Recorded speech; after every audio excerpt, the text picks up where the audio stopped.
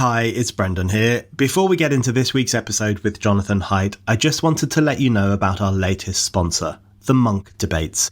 As a regular listener to this show, you're probably interested in hearing leading thinkers discuss the ideas and questions that matter, so you definitely won't want to miss the next Monk debate on anti-Zionism. On 17th of June, commentator Douglas Murray, former MSNBC anchor Mehdi Hasan, and others will debate whether anti-Zionism is a form of anti-Semitism. The event will be taking place in downtown Toronto, but don't worry if you can't make it all the way to Canada. Supporters of the Monk Debates can watch the live stream for free. Becoming a supporter is the best way to make the most of the Monk Debates. For just $9.99 Canadian dollars a month, that's just under £6 a month for UK listeners, you'll get early access to tickets and priority seating for in-person events. Plus, you can browse all the past debates, dialogues and podcasts from the Monk Debates archives. So if you can't wait until the 17th of June for the next debate, supporters can watch and listen to 15 years worth of Monk events. You can watch Sohrab Ahmari and Ash Sarkar debate George Will and Jacob Rees-Mogg on the merits of liberalism from 2023, or even watch David Frum debate Steve Bannon on the rise of populism from 2018. Whatever issues you want to explore, there will definitely be something that piques your interest. For a limited time only, Monk Debates are offering a 10% discount on supporter membership for listeners to this podcast. Just use the code SPIKED10 at checkout to get 10% off. That's SPIKED10 to get 10% off. So, to find out more and claim your supporter discount, go to monkdebates.com. That's MUNK debates.com, and don't forget to use the discount code SPIKED10 to get 10% off. That's code SPIKED10 at checkout at monkdebates.com. Hello, welcome back to the Brendan O'Neill Show with me, Brendan O'Neill, and my special guest this week, Jonathan Haidt. John, welcome to the show. Brendan, what a pleasure to see you again. It's great to have you on. You were one of my first ever guests on this podcast many years ago. We had a great conversation in New York, so it's really good to have you back on, especially to talk about your new book, The Anxious Generation, How the Great Rewiring of Childhood is Causing an Epidemic of Mental Illness. It's such a fascinating book. It's been covered so widely around the world. There have been so many discussions about it, so I'm really thrilled to be able to talk about it with you today. I've got lots of questions, but I guess I want to start with a broad question. And I know it's one you've probably answered 100 times already, but let's start with who this generation is, what you mean by the anxious generation. For someone who hasn't read your book yet, who are you talking about and what is this anxiety that you're trying to get to the nub of? So it's people in developed countries who were born after 1995. It's not all developed countries necessarily. We're studying that, but it certainly is all the English-speaking countries, the Nordic countries, Northern Europe, Australia, New Zealand. And I guess I'll get into it this way, especially with this audience. My previous book with Greg Lukianov was called The Coddling the American Mind, and that book was initiated because the students who were arriving on campus in 2014 and 2015 were just really different. In America, we have these 4-year residential colleges. About a little less than half of the country sends their kids to some sort of college, and at the elite level, you live in these beautiful places, you have fun, you drink, you try to have sex, you learn, you do all sorts of things. That's our stereotype of college students. But the students who arrived in 2014, 2015 were very different. They were much more threat sensitive. They saw threats everywhere. If a speaker is coming to campus that they don't like, this could be dangerous. This could really harm people. And we didn't understand. We just didn't understand what they were even saying. What do you mean? You don't have to go to the lecture. How are you going to be harmed by a lecture you don't have to go to? And we thought that they were millennials because that was the word for that generation. We thought the millennial generation marketers said, 1981 through 1999. They just guessed that would be birth years. But it turns out there's a very sharp delineation right around birth year 1996, plus or minus a year, at least in the United States. It might be a little bit off in other countries. And the difference is basically puberty. If you went through puberty with a flip phone, you're a millennial and you're okay. The millennials' mental health is fine. And the youngest female millennials have some of the anxiety. But overall, the millennial generation is doing well. They're creative. They started businesses. They're They travel the world. I mean, I really admire the millennial generation for the way it just embraces life. But if you were born a few years later, let's say you were born in the year 2000, well, you probably got your first smartphone at the age of 10 or 11. Back then, it might have been 12. But the point is that, let's say you got it at 11. So you get your first smartphone in 2011. Instagram has just been invented. And in 2012, Facebook buys it. And that's the year that so many young women moved their social lives onto Instagram. The front-facing camera just came out. So now your iPhone has a front-facing camera, and you have an Instagram account, and you have high-speed internet. And so you are now going to go through all of puberty holding your phone. You're going to be looking at it a lot. And even when you're not looking at it, you're thinking about it. You're thinking about the drama. You're thinking about what you just posted. I wonder if what people said about it. So my point is that life for the millennials was still recognizably a human childhood. They used their phones as a tool to meet up with each other. You text. It's hard to text on those little, numeric keypads. So it's a tool to say, I'll meet you at 3:00 at the mall or whatever. But by 2015, they're not meeting up anymore. The time with friends plummets. It falls off a cliff. The technology is not a tool to facilitate social life. It's an experience blocker that blocks out almost everything else, because now they're spending, 5 to 10 hours a day on the phone, possibly a lot more than that for heavy users. So that pushes out almost everything else: sleep, social life, reading a book, having a hobby. All that stuff has to be squeezed down because you got to make 5 to 10 hours a day for this new way of living. So that's a really good outline for who we're talking about and what we're talking about. And I thought about the coddling of the American mind a lot when I was reading this book. I saw this new book, The Anxious Generation, as almost the backstory to the coddling of the American mind, the origin story of how all these things happened. And of course, you reference the coddling of the American mind a few times throughout this new book.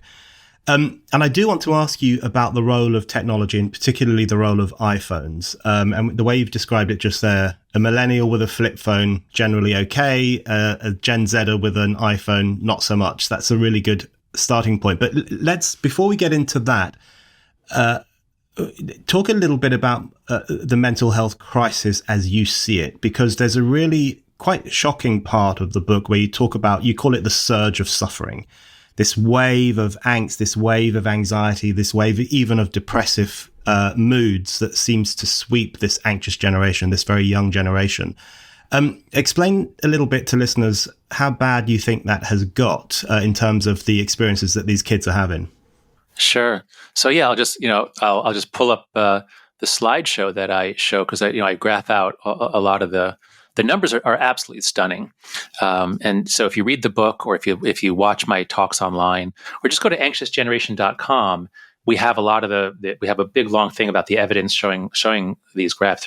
They're stunning. What you see, whatever you're graphing, if it's related to anxiety, depression, self-harm, suicide, what you see is that from the late 90s through 2010, things were pretty stable, or actually getting a little bit better. So the millennials were actually a little bit mentally healthier than Gen X before them. Gen X is born 1965 through 1980. Millennials are 1981 through 1995. So the millennials are doing fine when they're the teenagers. All the graphs I show, there's really nothing going on until 2010. And then I do a big dramatic reveal on each graph. I press a button, and a square moves away, and you see a hockey stick. They're all hockey sticks. All of a sudden, especially for the girls. For the girls, it's a very sharp hockey stick. For boys, it's a little more gradual. All of a sudden, the numbers go up, and they go way up. Anywhere from 50 to 150% for most things. When you look at the younger teen girls, that's where you see the gigantic increases, sometimes 200%. Rates of self-harm are up on the order of 200%. Hospital admissions for self-harm. 10 to 14-year-old girls didn't used to cut themselves, but now they do. So what we're seeing is not a 10 or 20% rise. What we're seeing is a rise so big that if you're an American teenage girl now, it's just normal that you've made a suicide plan. It's not a majority, but it's about a quarter have made a suicide plan. And a majority say they have felt persistent sadness. The generation, they're so lonely. They are starved for human contact. And when you're drowned in texts and DMs and stuff, that's not really human contact. That's strategic. It's superficial. It's disembodied. So what we're seeing is a generation, it's almost as if you took plants and just ripped them out of the soil and said, here, grow up in the air, and they wither. So again, it was so sudden. In 2012, college students were great fun. And by 2016, they were all lined up outside the counseling center. Yeah.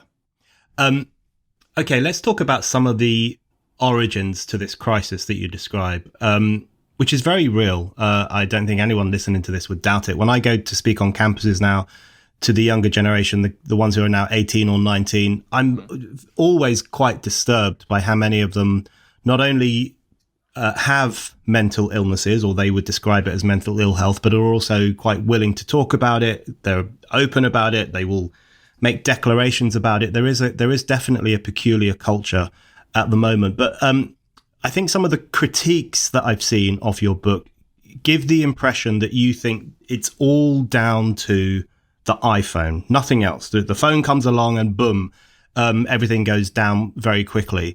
And you do critique phones and social media and technology quite a lot, and I really want to ask you some questions on that. But you also dig into other cultural trends and social trends and parenting trends that have contributed to the rise of this anxious generation. So I wanted to ask you about a couple of those. There's a really brilliant section in the book on play and the importance of play, and you describe play as the work of childhood. And you give a really good description of why play is important, not only for human children, but also for mammals. It's the way in which mammals learn survival skills that will protect them in the future. And it's essential for children too. So explain a little bit about why you think play, even risky play, is so important and what happens when it declines. Yeah. No, thank you for this, because there's about 7 to 10 accusations that are widely made. And some of them just are, for anyone who's read the book, they would know it's not true. So the idea that I blame it all on the phones is absurd. A third of the book is about childhood, about play, about overprotection, and a lot of the book is also about other cultural changes, the loss of trust, the loss of solidarity. So I'm a social scientist, and I like to think I don't do one-factor stories. I love nuance. I love interweaving different storylines. For this one, this is the other major storyline, which is the loss of the play-based childhood, and the more I've dug into the research on play, the more fascinating and really fun it gets, because you remember your own childhood. And so, the starting point is what you said, just that we're mammals, and that's just part of being a mammal. Is the mammalian order came about when somehow, I don't know how, some skin on the chest of some females secreted nutritious. I mean, it's amazing. I don't know how the hell lactation evolved, but it did. And as long as you're lactating and feeding this little thing, you're going to have a much longer childhood. Oh, if you have a much longer childhood, you have the possibility for a lot more learning, a larger brain, all that stuff. So mammals have this long childhood, high investment. And what are they doing? They're playing, and they're taking risks when they play, and they can get eaten when they're taking risks. They're not with their mother. So evolution must have found it to be pretty effective to do this, rather than just keep them with the mother all the time, keep them safe. And humans are the same way. Human children begin to explore, they wander away, but then they look back. If they're anxious, they look back. You check in, you make sure your secure base is there. And if you have a secure base, then you can go even further away. And that's where the learning happens. Not a lot of it happens when you're sitting there with mom, even if she's lecturing at you. The real learning happens when you're out with some other kids and you face a challenge. You say, can we cross this river? Can we climb this tree? What are we going to do? Hey, let's have a game with the kid. My friend and I got in a rock fight with some neighboring kids, but we formed teams and we had rules, and it was great fun, and it was risky. So what I really dug into on this one, because I have a chapter on play in the coddling as well, but I really dug into this one is some newer research showing the importance of thrills. This is the key word, thrills. Yeah. And so when you're out with your friends, you take risks, and the possibility of getting hurt. That's why you climb a higher wall. That's why you climb to a higher branch on a tree. That's why you decide to play a hunting game. My best friend and I, we had BB guns, and we hunted each other without goggles. It was completely insane. But it was, we took risks, and it's when you take risks that something resets in your brain. Like, okay, I've been there. I've done that. I know my limits. I know I can do more than I thought I could do yesterday, but I know where so it's a gradual process. It plays out over all of childhood. And then when you're a teenager, then you're doing even more. You have to form your new identity. You have to reform your identity. So this is how we evolved. And if you take away that independent, risk-seeking, thrill-seeking behavior, you're stunting your kid's growth, just as if you took away all the vitamin C or all the vegetables. I mean, we need a wide variety of experiences. And the phone, the day you give your kid their own phone to hold on to, is the day that they're going to put in front of their face. And from then on, the phone is an experience blocker. So, I really want people to think about that. When are you ready to have your child block out most of the experience the world has to offer? At what age? It should not be 6, 7, 8, 9, 10, 11, 12, or 13. Hi, it's Brendan here. I just wanted to remind you that you can still buy my book. It's called A Heretic's Manifesto, Essays on the Unsayable. And I've really been blown away by the response to it from readers, reviewers, Spike supporters. People really like this book, and I think you're going to like it too. It covers all the insanities of our time, from climate change hysteria through to COVID authoritarianism, through to the trans ideology. And it basically makes the case for more freedom of speech, more debate, and more heretical thinking to challenge the conformism of our times. So what are you waiting for? Go to Amazon right now and order my book, A Heretic's Manifesto, Essays on the Unsayable. And now, on with the show. So in relation to play, and you've written about this at length in this book, but also, as you say, in previous work too, I wanted to ask you about the role of parenting, the new forms of parenting in contributing to the decline of play. And I think most people would agree that the decline of play is a bad thing for kids. It stunts their burgeoning independence and their ability to move on and develop the skills all of us need if they're not playing. I think the stuff you have in this book on parenting and the changing nature of parenting is really actually very nuanced, because there is a tendency I've noticed, especially, I guess, in the right-wing press, to really moan about parents, these stupid parents, helicopter parents, which is a real thing, of course, and, parents coddling their kids or spoiling their kids and so on.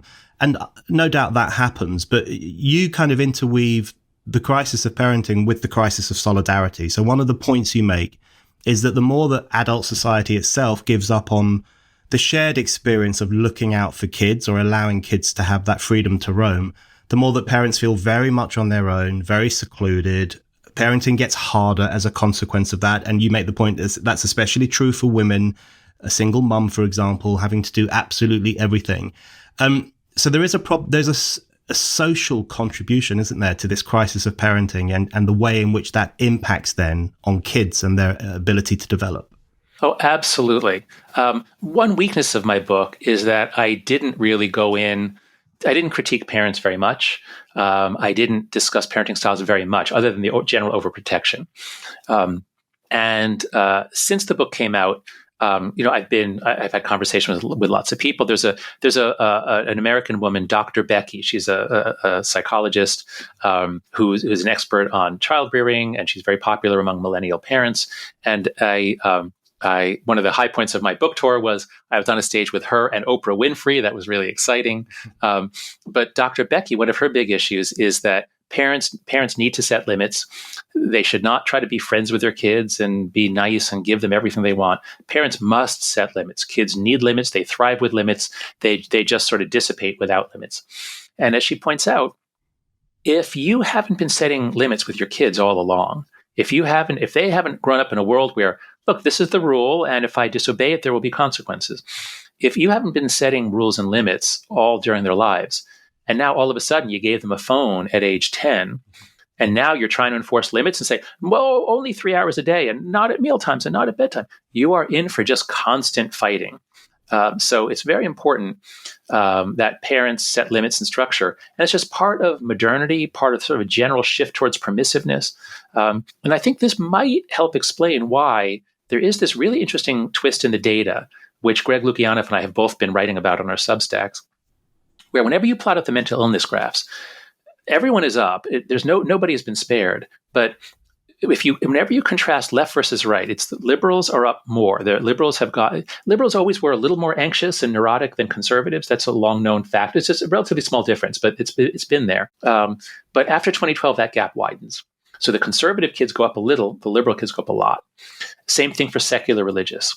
It's long been known in positive psychology, one of the fields I work in, that the really big things that are always associated with happiness are marriage and religion.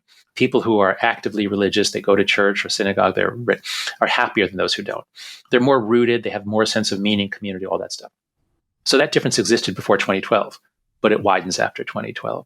The religious kids are up a little, the secular kids are up a lot. When you put it all together, in some of the graphs that Zach Rausch, my lead researcher, some of the graphs he's made, the religious conservative boys are barely up at all, whereas the secular liberal girls are doing the worst of all. And there's a lot of reasons for that. We can get into that. Some of it is the bad ideas that circulate, but I suspect that some of it is that so there's three parenting styles: authoritative, authoritarian, and permissive. This is work by Diana Baumrind. It's very widely respected in psychology. And in general, in modern Western cultures, authoritative parenting is the most effective. It's more likely to produce kids who are self-governing. They can follow rules, but they're independent. Conservatives generally used to use a mix of authoritarian, which is really strict, and authoritative, whereas liberals used to use a mix of authoritative and permissive. So that's why I think we used to have the differences. But I think in our modern culture, everyone has shifted towards permissive. So conservative families are probably, my guess is, they're doing less authoritarian stuff than they used to 30 years ago, and more authoritative, which is actually pretty good. That might help explain why the conservative kids are coming out with better mental health. Whereas the liberal families that used to be authoritative, like, my mother was great at being authoritative, not a dictator, but boy, if she made a rule, like, I knew there were not going to be exceptions. I could not, this was the law. So if liberal families shift from authoritative and permissive more towards more permissive, then their kids are going to come out less anchored and more ready to be swept away when the virtual world comes marching in. Yeah, absolutely. Well, let's talk a bit about the virtual world and the real world, because there's a line in the book, or a paragraph in the book, which was a real light bulb moment for me as I was reading it, where you make this observation that we live in an incredibly contradictory period, because kids are encouraged to think that the real world is full of monsters. Don't go outside. You might fall out of a tree. You might meet there's stranger danger. There's all sorts of problems lurking around the corner. But then, for a period of time anyway, it was seen as okay to let them roam around the virtual world instead, to stay at home with their iPad or their iPhone or their computer and to live in that universe.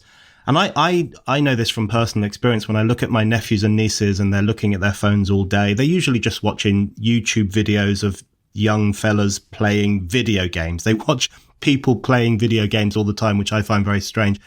But I find myself thinking all the time, what are you looking at on your phones? Is there bad stuff there? Is there dangerous stuff? Because I know it's accessible. I know you can find it if you want it. And I'm sure I would be far less concerned if they were going outdoors and doing the kind of things that I used to do and that you used to do, which was sometimes dangerous, but also good fun. So talk a little bit about that contradictory, where some people are so fearful of the real world and so trusting of the virtual world. That's right. So when I was growing up in the 1970s, there was a huge crime wave in the 70s and 80s. There was some real danger. I grew up in a safe suburb, but kids who grew up in New York City, everyone went out and played. And just, sometimes you would get mugged, like somebody would threaten you and you'd take your money. And there were crazy people in the 70s. And in New York City, there were serial killers. There was a guy who'd bite people's ears off. I mean, there was all kinds of weird stuff happening. But since then, life has gotten incredibly safe. There was a lot of drunk driving. It used to be in every high school, there'd be some kid died, there'd be memorials because there's always a kid who died drunk driving. Now there are probably more memorials, but it's for suicide. Suicide is way up, whereas deaths from all other causes are way down. So we used to go out in the real world when it had some dangers. In the 90s, the real world got really, really safe. We started locking up drunk drivers in the United States, and so drunk driving was way down. We started locking up. My sister was once flashed. A man just exposed his raincoat, and he was naked underneath, and she was grossed out. But then that was it. Like the man, it didn't occur to us that we need to file charges and have this man locked up. This sort of thing was tolerated back then, which is terrible. Now those people are all locked up, or they're on Instagram. They're not out there at playgrounds trying to pick up kids. That's really dangerous. They're all on Instagram, where it's perfectly safe. They can make up an alias. No one can find out who they are. They say they're a handsome 14-year-old boy, whatever it is. So what we have to understand here, like, how do we get into this mess where your nephews are sitting there watching other people play video games all day long? How do we get into this? In the 90s was the transition period. We thought the real world was dangerous. And I should say the same thing goes for Britain. And I should say a lot of the insights here, especially what you sort of led into the segment with about the loss of trust in each other. Here, I'm taking a lot of this from, you have a wonderful British sociologist, Frank Furedi, who wrote a book called Paranoid Parenting. It's brilliant. But he points to, because you didn't have the same crime that we did in America. I mean, you had some in the 70s, but not as bad as we did. Why did you guys freak out? Why did you guys overprotect your kids in the 90s? There was no reason for it. But what Furedi says is that the central factor is the loss of adult solidarity, that we stopped trusting each other. You had a number of scandals, as we did, where I forget which organizations were accused of child molesting. Some of those were true, some were not. So we begin to think that the real world is really threatening to our kids. And at the same time, in the 90s, this amazing thing comes in called the internet. Now, I'm older than you, but I imagine that you remember the first time you saw the internet. How old were you when you first saw a web browser and you could type in questions and the answer comes back instantly? Do you remember? I think I was about 16, 17, quite young.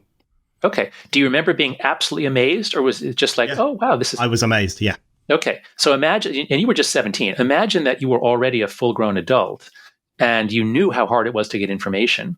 And all of a sudden, God comes down and says, would you like omniscience? Here, omniscience. You can know everything instantly. I mean, this was just like, it was unbelievable. And we thought it was wonderful. And our kids took to it, especially the boys. Early on, boys were always much more interested in hardware. They would build computers and things like that. And early on, they were more interested in the internet. Once social media comes in, then it evens out. But before then, it was more a boy thing. And so our boys are not drunk driving. They're not running around. They're sitting at a computer. That's great. Wow. They're going to get technically skilled. Oh, they're going to have such great careers. And actually, for that first generation, it was true.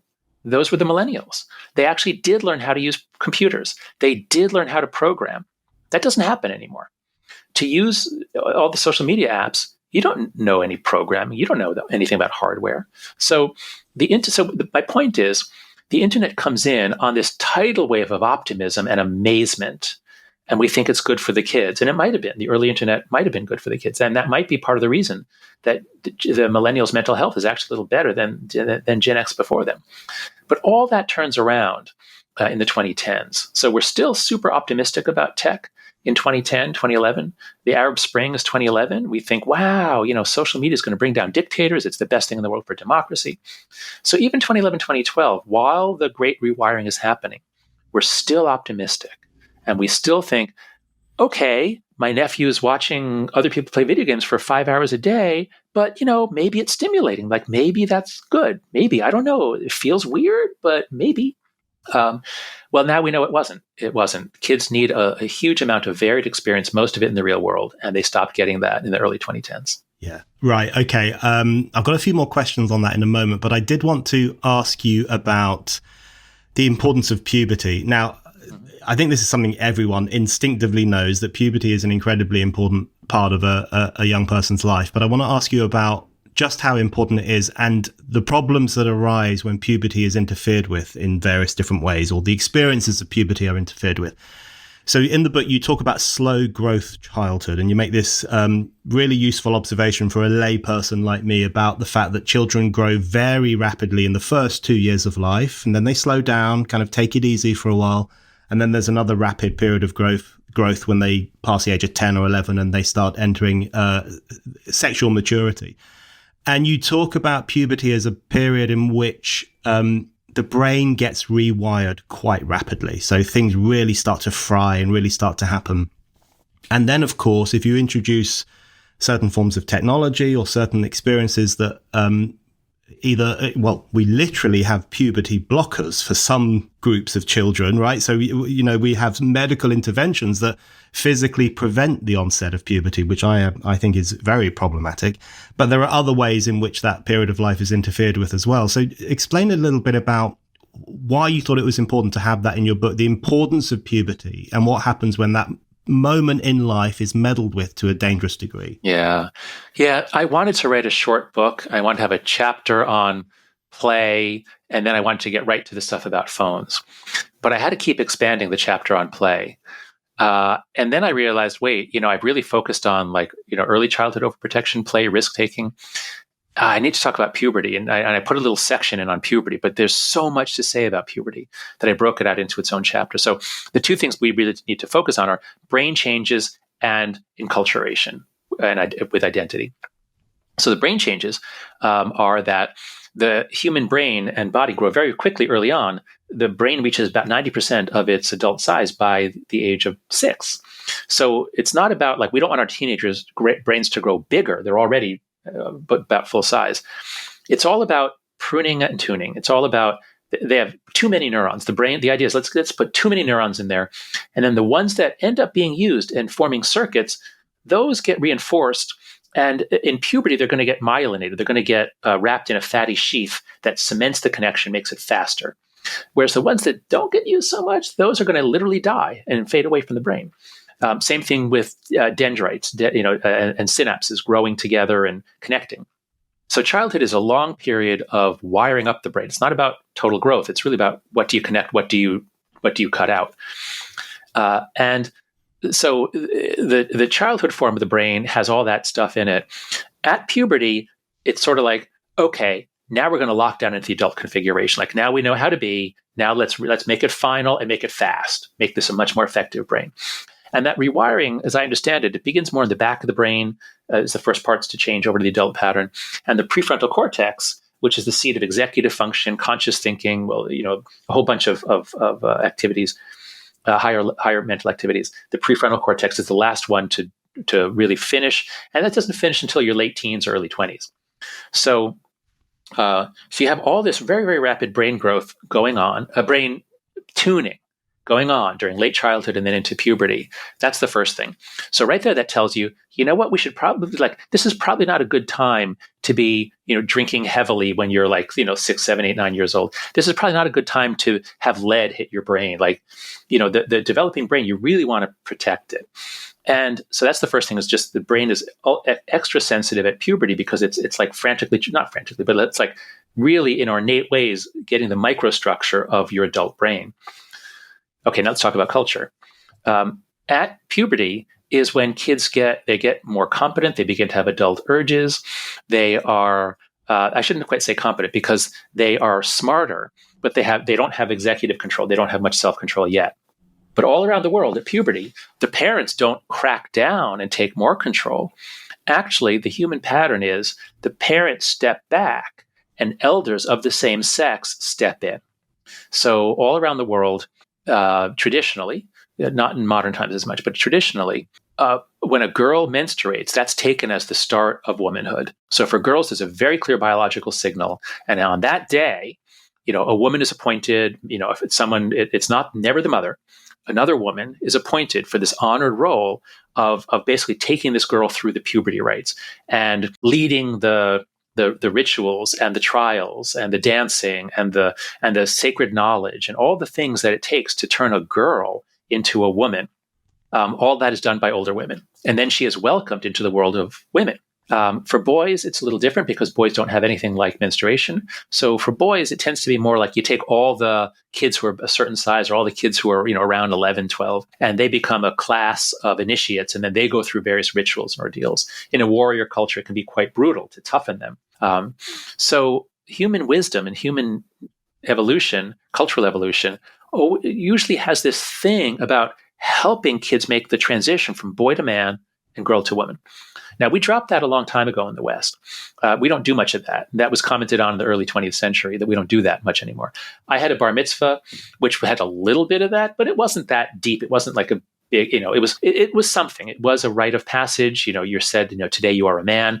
Not that you're really a man, but you have taken on certain responsibilities of a Jewish adult. So there's a little of it in religion, but not much. And so we already stopped guiding our kids through. Then something terrible happened.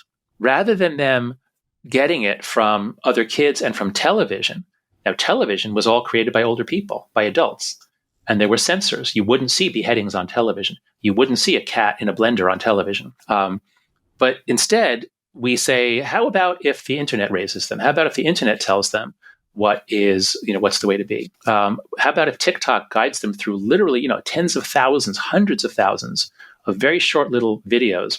Depending on your feed, for some of the boys who who are more likely to click on stuff, it'll have car crashes, people getting punched in the face, a lot of violence, a lot of sex, a lot of really degrading content.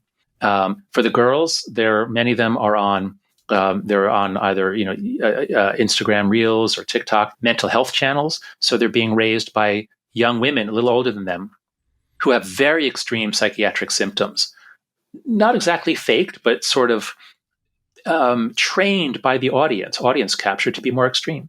So our children are now being socialized not by elders, but by random weirdos on the internet who are selected by algorithm for the extremity of their illness or their views, and then push down the throats of our kids, almost not quite in the same way that we fatten up a goose for foie gras, but it's just a terrible way to have kids go through that delicate time of puberty. Yeah.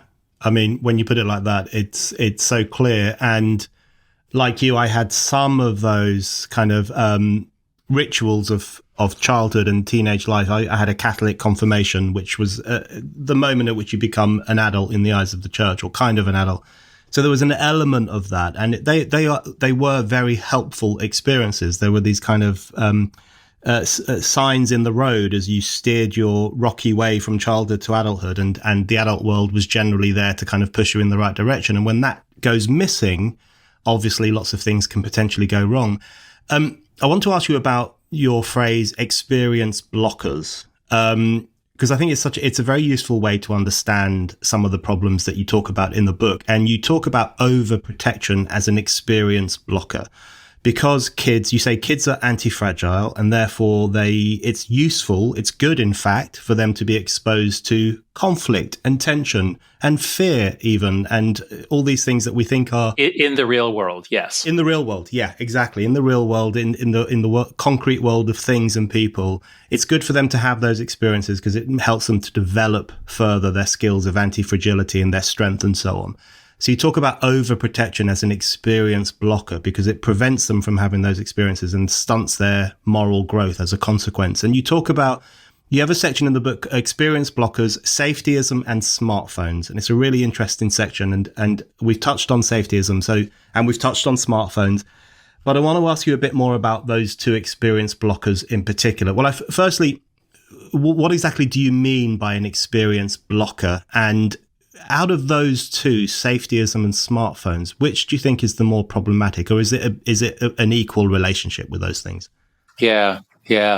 It's hard to quantify, but I'll say a few words and then I'll I have an opinion about which is the more powerful one. So, the theme I can summarize the book by saying we have overprotected our children in the real world. We have underprotected them online. When we overprotect them in the real world, we are denying them experience. So I'm all for making kids wear a bike helmet. Go out and ride your bicycle, but wear a helmet so you don't get a concussion. That's great. But I'm opposed to saying, don't ride your bicycle because you might be abducted. And that's what a lot of parents are doing. So the fear, the overprotection is blocking our kids from riding. Bicycles used to be part of life. A lot of kids commuted to school on bicycle. I rode to school on my bicycle for part of my education, but that's rare now. Parents drive their kids to school. And so overprotection clearly blocks out most of the exciting, thrilling, interesting, independence-building aspects of life. So that's pretty clear. Safetyism is an experience blocker in the real world. Now, when you give your kid a phone, same thing for an iPad. If you give your kid a personal device that they keep with them, they can customize, they can text, they get their feed, they can create Instagram accounts, a TikTok account. They have 15 different channels of stuff coming in. It's all so interesting, and it evolves in the business world. There's the cultural evolution of products to be more and more addictive, hooky, enticing. So it's far, far more appealing than television was when I was a kid. There were about 5 channels, and they were mostly for adults, and it wasn't that interesting. So when you give your kid a phone or their own iPad, that's going to basically take up most of their attention, like literally most. The numbers in the US now are 5 hours a day is the average amount of time that American teenagers spend just on social media. That's just social media, 5. When you add in all the other stuff, numbers go from 7 to 9, something like that. But, half the kids say that they are online almost constantly, which means if you include the time that they're not literally looking at the phone, but they're thinking about it and then they bring it out again, back and forth, it can add up to something like 16 hours a day of basically living in the virtual world. And what does that come at the expense of? If you're going to spend 10 to 16 hours a day on something, there's no time for anything else. And so everything else has to get squished down or eliminated. Here are some things that we know get eliminated. Friends. Time with friends has plummeted. It's down more than 50%. I think it's over 60% since 2010. So American teens don't spend very much time physically with their friends. And if they're with their friends, they're both on their phones, so they're not really even talking. So time with friends, you lose out on all of that. Reading books. Reading has been declining since the 70s, reading books, but it really plummets after 2010 because, again, there's no time. Religion plummets. Who has time to go to church? And here we're talking about adults as well. A really surprising finding. You may have heard that sex is declining, that young people are having less sex. And okay, something about dating, like maybe changes in dating, what's going on there. But one finding I've come across is that married people are having less sex. So married people have more sex than single people because they have a reliable partner there every night. So married people tend to have regular sex and single people don't. But if you just look at married people are having less sex because no one has time. Everyone is giving 3 to 5 hours a day to these various digital pursuits. There's no time. People are fragmented, exhausted. So that's what I mean by an experience blocker. It's an experience blocker for adults too. It's obviously a sex blocker. I think a lot of adults will recognize the sex blocking effects of phones. So what we need is our kids to have more experience in the real world. So let's stop being so safetyist. And less total experience in the virtual world. So let's not give them a phone until they're much older. Absolutely. I think, I did want to ask you about, you mentioned there television. And when you were growing up and when I was growing up, we watched a lot of TV. And I've heard you get a little bit frustrated when people say to you, isn't too much time on your phone, just like us lot when we spent too much time watching TV. And our parents would often say to us, turn off that TV, and they'd unplug it and send you outside, which sadly parents are less likely to do today. But you will know that there were previous conversations about too much television. And before that, and before that, reading comic books in the early 20th century, why are boys reading these terrible comic books? So there have always been conversations about the role of media in young kids' lives. So explain to us, and I've heard you explain that phones are different. Phones play a different role in a kid's life than a television set or a comic or anything else that they might have had in the past. So explain a little bit about why you think looking at a phone for numerous hours a day is different to the things that we got up to with media when we were younger. Sure. This is the main argument against me. There are about 6 or 8 researchers who claim that I have mistaken correlation for causation. I'm fomenting a moral panic. This moral panic will be just like the others. Comic books didn't lead anybody to kill their parents. There might have been some story in the news about a kid who did it, but that it was going to be in the garbage press and it wasn't probably real. So there have been many moral panics, and that's a perfectly reasonable starting position. And in the before COVID, in 2018, 2019, when I really started getting into this research, that was the dominant view among researchers, that this is just like all the previous ones. And so let's not. There's no need to do anything. Well, this is different for a lot of reasons. So I'll just give you two differences that tell you that this is really different. One is that in previous moral panics, almost nobody actually knew anyone personally who was harmed. It was, I read a story about a kid in Surrey who chopped up his mother. It was stories like that propagated by the media. But this time around, everybody knows someone who's been harmed by social media. Most parents that I talk to, about half of them say they see it in their own children, especially their daughters. Everyone is at a school where someone committed suicide, someone killed themselves because of, not everybody, but most, suicide is very, very common. It's up more than 50% since 2010 for American teens. Everyone knows someone who's been severely bullied, who's been sextorted, who's been sexually harassed. So this is everywhere. That wasn't the case with previous moral panics. The second difference is that in previous moral panics, when you talk to the kids, they didn't generally say, "Oh yeah, this is really destroying us." We might have joked around and said, yeah, it's rotting my brain, but we didn't really believe it. We liked television. Now, also, we were playing outside as well. So, 2 or 3 hours of television a day, as long as you're also playing outside, is probably fine. But this time around, talk to members of Gen Z. They are not in denial. They see that this is messing them up. When you survey the older members of Gen Z, they generally say they wish that TikTok and Instagram were never invented. They say these things harmed us. My life would have been better if I hadn't been on it. There was a very sad profile in the Times, the UK, the Times, of about 10 UK kids talking about their online lives, and all of them were tragic. Not a one said, "Oh, it's so exciting and wonderful. I get to meet up with my friends." It was especially the girls were saying, when I was 11, I got onto this platform, Omegle, and it was like guys masturbating. Like, I wish I had not been exposed to that when I was 11.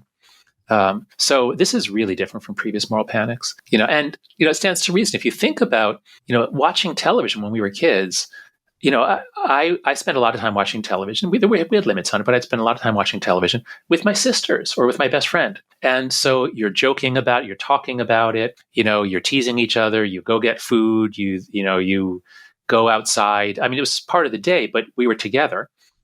Contrast that with a boy today. The boys are all on the multiplayer video games. So if you want to see your friends, you can't go over to their houses. You have to go home alone, because then you have your headset, your controller, your screen, and then you can interact as part of a team in Fortnite or any of the other games.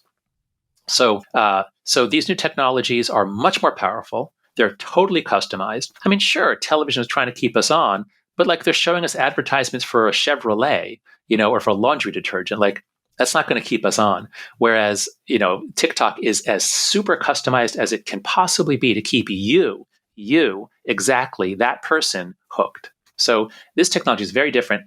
And we didn't see a huge sudden increase in a single year in mental illness the way we do with the social media era. If you're a regular listener to this show or a regular reader of Spiked, why not become a Spiked supporter? Spiked Supporters is our thriving community of people who donate to Spiked. Anyone who gives £5 or more a month or £50 or more a year can become a Spiked supporter and get access to lots of exciting perks. Spiked supporters can comment on articles, get free and discounted tickets to events, and bookmark articles as you browse.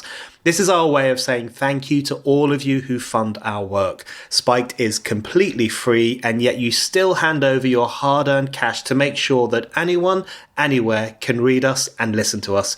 We're incredibly grateful for your generosity. If you don't give to Spiked yet, now is the perfect time to start. Just go to spiked-online.com/supporters to set up your donation and your Spiked supporters account. That's spiked-online.com/supporters. Yeah, I mean, it's just undeniable that television, and I'm sure some kids did watch too much television, but television was a collective experience. It was a family experience. It was more collective. Sometimes kids would veg out, but it was more collective. Yeah. Yeah.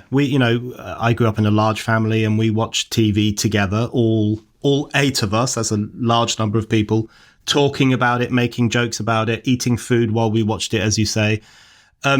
And it was a collective experience because often it would be the big show that everyone in the country was watching. So then you could talk to your friends at school about it as well and what's going to happen next. So there was a shared experience on TV. Whereas with a lot of social media and a lot of phone use, it facilitates a retreat from the family and a retreat from the social sphere into a world in which you are bombarded as a fragile or as an exposed individual to all these different dangerous, weird ideas.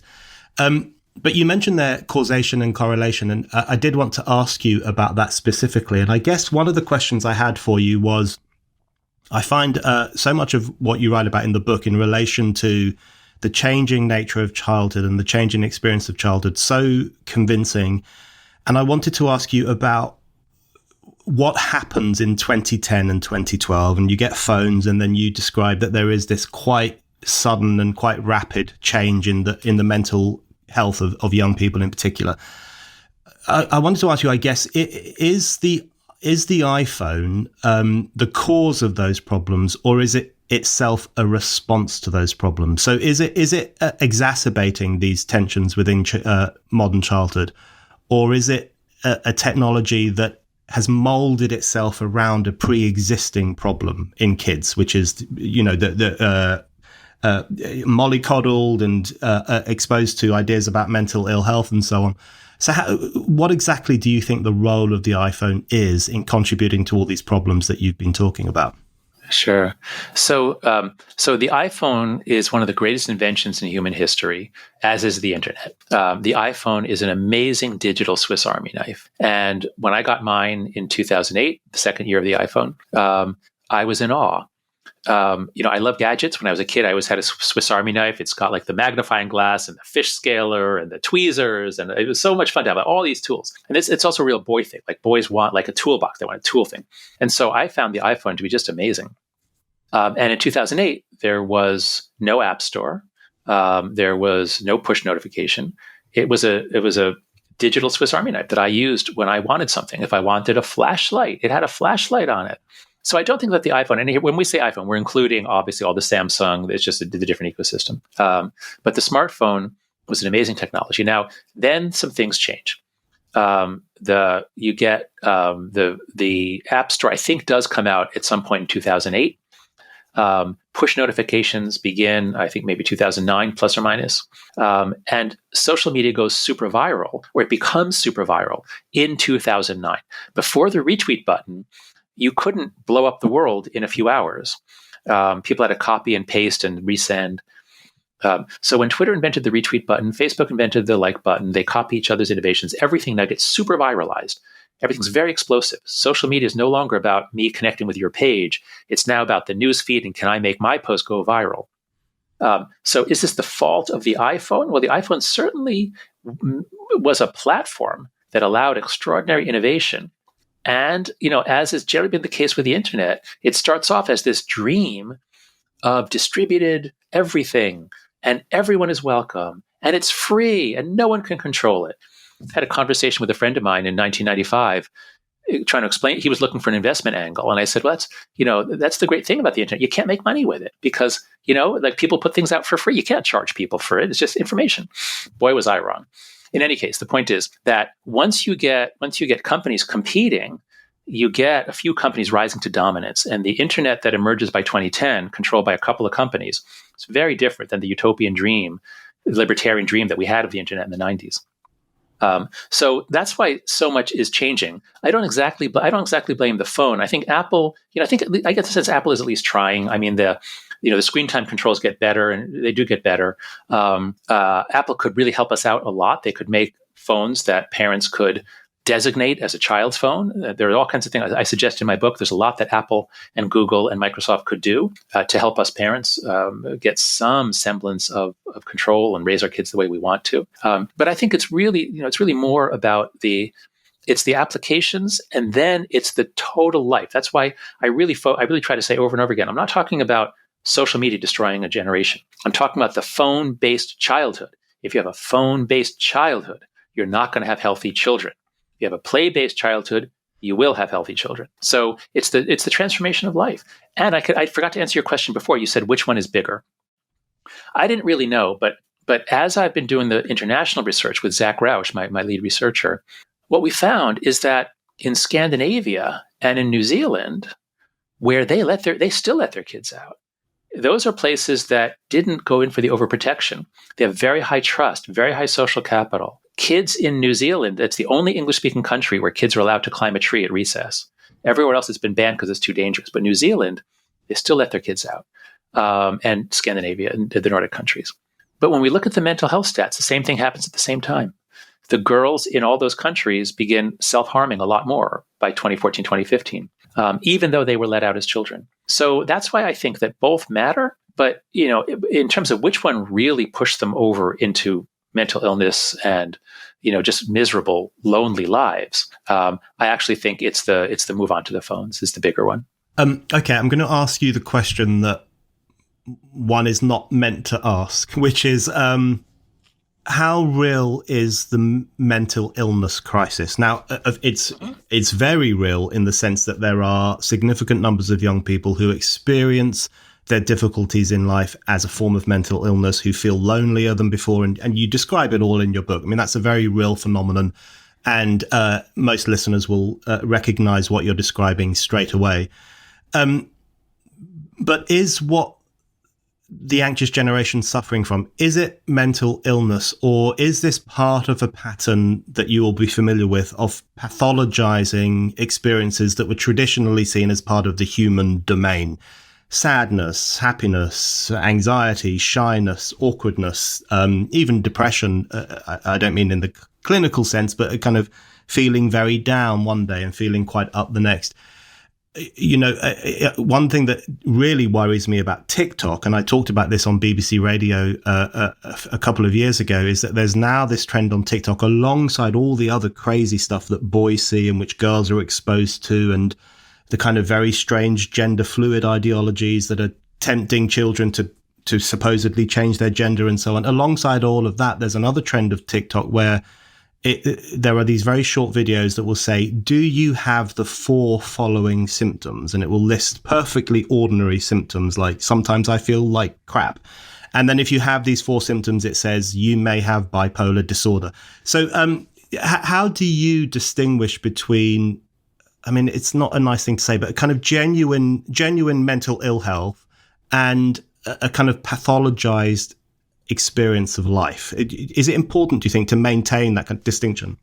Oh, no, we have to focus on that. And that is such an important question that we address that in the Coddling the American Mind, because we have a whole chapter on anxiety and we show the beginnings of the graphs. You know, we had data up until about 2015, 2016, because the book came out in 2018. So we show the graphs and then we consider that hypothesis. And we also, in the Coddling, we also have a long section on concept creep.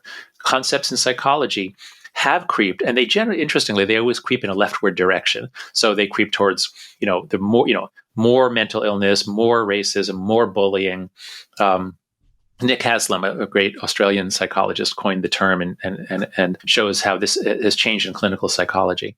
So that is certainly what you're saying, certainly is happening. And that could explain some of the rise in self-reports of mental illness, especially anxiety, depression. So then you compare that to behavioral measures that are not self-report.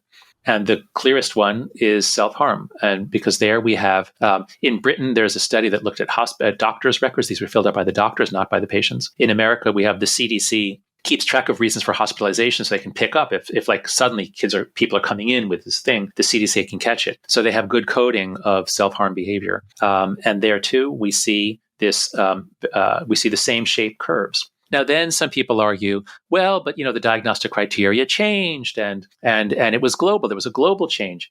Yeah, in 2015, the ICD, the International Consortium, whatever it is, there are some changes in diagnostic criteria that the clinicians are supposed to use. But the only one that was really global was 2015, and this thing is really underway by then. So if listeners go to afterbabble.com, that's my Substack, we have so many posts there. Addressing all of these criticisms and showing that none of them can explain what happened. None of them work for multiple countries. Almost none of them have the timing right. And so, there's like so many people are motivated to deny that there even is a mental health crisis. Talk to anyone who works with kids. Talk to any teacher.